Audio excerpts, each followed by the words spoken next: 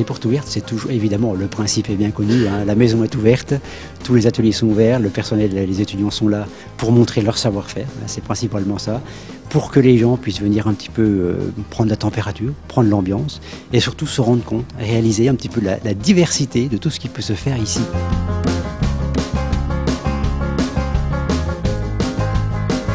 Quand vous rentrez dans une école d'art, il va falloir déposer quelque chose avant. Déposer votre habitude, déposer l'attendu. Il faut que vous soyez ouvert à l'inattendu. Il faut que vous changiez d'habit. Il faut vous changer.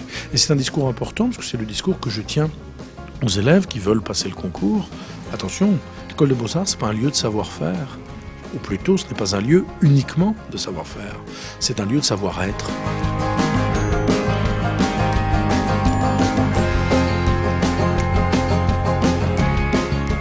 Notre société doit apprendre, on dit les artistes doivent faire attention, non, non, non, le spectateur aussi doit faire des efforts.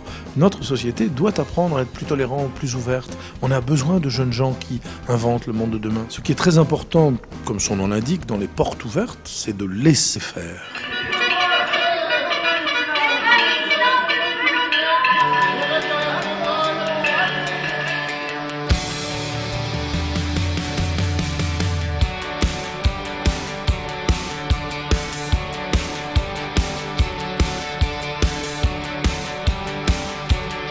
C'était le thème emballé cette année pour les portes ouvertes.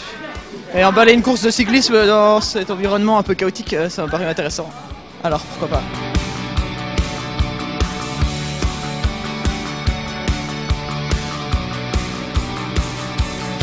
Le silence, s'il vous plaît.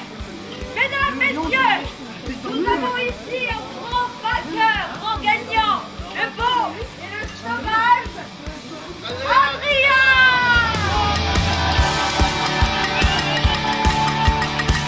Ah bah, très belle course, j'ai bien dominé, franchement je suis fier de moi, bonne préparation, vraiment là.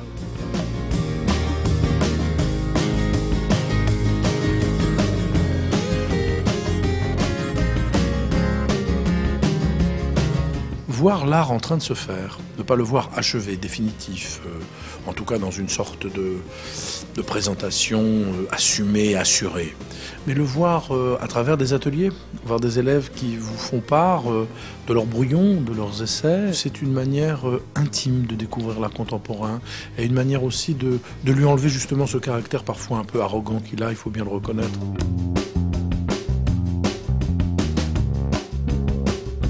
Ici, en fait, on choisit quand on arrive quel lieu nous semble plus adapté pour travailler, en fait. Donc, moi, par exemple, il fallait vraiment de la lumière, un espace assez grand pour que je puisse avoir du recul et voilà. Et donc, après, chacun prend sa partie. Mais en fait, moi, je m'intéresse beaucoup aux espaces dépeuplés, qui sont, enfin, pas vides, mais dépeuplés. Et qui sont un peu entre deux temps, deux présents. Et là, je voulais figer justement l'attente, en fait.